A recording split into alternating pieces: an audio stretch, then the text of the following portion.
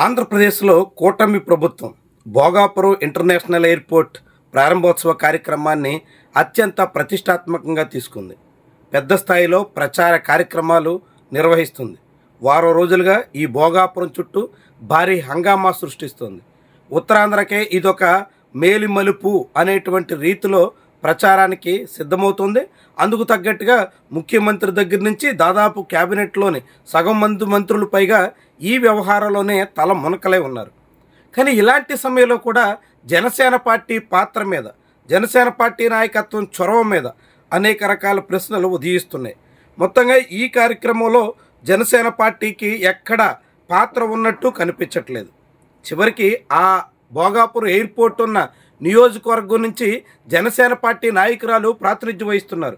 విజయనగరం జిల్లా నెల్లిమర్ల అసెంబ్లీ నియోజకవర్గం నుంచి లోకం మాధవి ఎమ్మెల్యేగా ప్రాతినిధ్యం వహిస్తున్నారు. కానీ ఆ ఎయిర్పోర్ట్ ప్రారంభోత్సవ ఆహ్వాన పత్రిక మీద, జిఎంఆర్ సంస్థ రిలీజ్ చేసినటువంటి ఆహ్వానం మీద ఆ ఎమ్మెల్యే పేరు కూడా ప్రస్తావించడానికి పూనుకోలేదు. అంటే జనసేన పార్టీకి ఎక్కడ ఎట్టి పరిస్థితుల్లోనూ ప్రాధాన్యత ఇచ్చే యోచనలో లేరా అనేటువంటి సందిగ్ధం కలుగుతోంది. ఇంత జరుగుతున్న ఉప ముఖ్యమంత్రి ఎక్కడ భోగాపురం ఎయిర్పోర్టు అంశాన్ని కానీ, నేరుగా ప్రధానమంత్రి రాక సందర్భంగా నిర్వహిస్తున్న సభ విషయంలో కానీ ఏమాత్రం చొరవ తీసుకున్న దాఖలాలు లేవు. ఎక్కడ జనసేన పార్టీ ఆ కార్యక్రమంలో ఇన్వాల్వ్ అయిన ఆనవాళ్లే కనిపించట్లేదు. తెలుగుదేశం పార్టీ సంబంధించినటువంటి ఎమ్మెల్యేలు రాష్ట్రం నలుమూలల నుంచి ఇప్పుడు వైజాగ్కి తరలి వెళ్లారు. వాళ్ళందరినీ ఇన్ఛార్జీలుగా నియమించి ఆయా ప్రాంతాల నుంచి భారీగా జనాల్ని సమీకరించే ప్రయత్నాలు చేస్తున్నారు. మొత్తంగా భోగాపురం ఎయిర్పోర్ట్ కార్యక్రమం అత్యంత ఘనంగా నిర్వహించాలని టీడీపీ నాయకత్వం భావిస్తోంది. ఇంతగా టీడీపీ నాయకత్వం చొరవ తీసుకుని ప్రయత్నం చేస్తున్న ఆ కార్యక్రమంలో ఎక్కడ జనసేన పాత్రే కనిపించకపోవడమే విశేషంగా భావించాల్సి ఉంటుంది. ఆ నెల్లిమర్ల పక్కనే ఉన్న ఎచ్చెర్ల నియోజకవర్గంలో నాగబాబు గడిచిన 2 ఏళ్లుగా కేంద్రీకరించారు. అక్కడే ఆయన విస్తృతంగా కార్యక్రమాలు కూడా నిర్వహించారు. అలాంటి ఎచ్చెర్ల నియోజకవర్గంలో ఇప్పుడు ముఖ్యమైనటువంటి పాత్ర పోషిస్తున్న నాగబాబుకు కూడా ఎక్కడ ప్రాధాన్యత ఉన్న దాఖలాలు కనిపించట్లేదు. ఆయన కూడా ఎక్కడ ఏ కార్యక్రమంలోనూ భాగస్వామైన ఆనవాళ్ళు కూడా లేవు.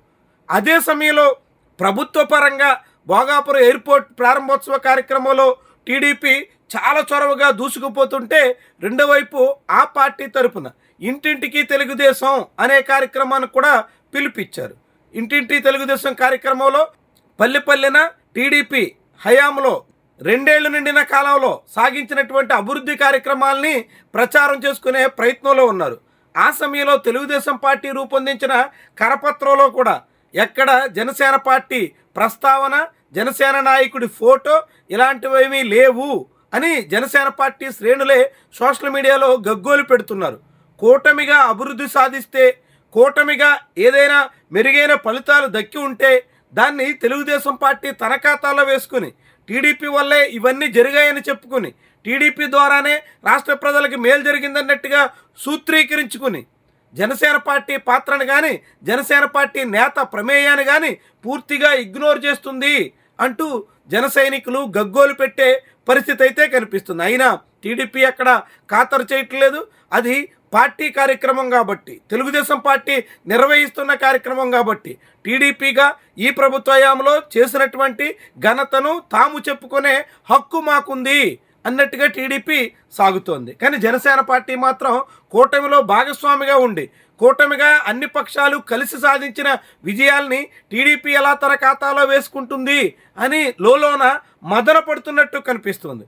అదే సమయంలో కొన్ని చోట్ల జనసేన పార్టీ సంబంధించినటువంటి, ముఖ్యంగా పవన్ కళ్యాణ్ పేరుతో ఉన్న శిలాఫలకాల తొలగింపు మీద జనసేనానికి చాలా పెద్ద స్థాయిలో ఆగ్రహం కలిగించినట్టుగా కనిపిస్తుంది. స్వయంగా ఉప ముఖ్యమంత్రి సమీక్షా సమావేశంలోనే శిలాఫలకాలు ఉంచుతారా, ఎక్కడైనా తమ కొన్ని చోట్ల తీసేస్తున్నారు కాబట్టి అదే తీరున తీసేస్తారా అని కూడా ప్రశ్నించాల్సిన పరిస్థితి వచ్చింది. ఇటీవల జనసేన పార్టీ ఎమ్మెల్యే ప్రాతినిధ్యం వహిస్తున్న రాజోలు అసెంబ్లీ నియోజకవర్గంలో శిలాఫలకాల మీద పవన్ కళ్యాణ్ పేరు, ఫోటో కూడా తొలగిస్తూ కొంత హడావిడి నడిచింది. ఈ వివాదం నేపథ్యంలోనే పవన్ కళ్యాణ్ అలాంటి కామెంట్ చేసుంటారు అని భావిస్తున్నారు. ఏమైనా ఇప్పుడు ఏకకాలంలో ప్రభుత్వ పరంగా భోగాపురం, పార్టీ పరంగా ఇంటింటికి తెలుగుదేశం, ఈ 2 కార్యక్రమాల్లో కూడా జనసేన పార్టీ పేరు కానీ, జనసేన పార్టీ ప్రమేయం కానీ జనసేన నేతల పాత్ర కానీ ఏమీ లేకుండా సాగిపోతున్నటువంటి వైనం చూస్తే ఆసక్తికరంగా కనిపిస్తోంది.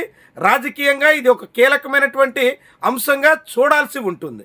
భవిష్యత్తులో తెలుగుదేశం జనసేన పార్టీ మధ్య ఇదే సఖ్యత ఇప్పటి వరకు ఉన్నంత ఐక్యత ఉంటుందనేటువంటి గ్యారంటీ లేని తరుణంలో తెలుగుదేశం పార్టీ వ్యూహాత్మకంగా తన ప్రయత్నాన్ని అన్ని నియోజకవర్గాల్లో తన పార్టీని యాక్టివేట్ చేసుకునేటువంటి పనిలో పడ్డట్టుగా కనిపిస్తోంది. సరిగ్గా ఇదే సమయంలో జనసేన కూడా అన్ని నియోజకవర్గాల్లో తన పార్టీ కమిటీలు ఏర్పాటు వైపు మొగ్గు చూపుతోంది. ఆ దిశలో ప్రయత్నాలు ముమ్మరం చేసింది.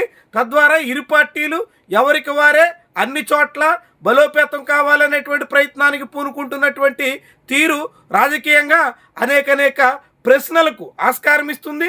ఆసక్తికరమైనటువంటి మలుపుల దిశలో పరిణామాలు ఉంటాయా అనేటువంటి అభిప్రాయానికి ఊతమిస్తోంది.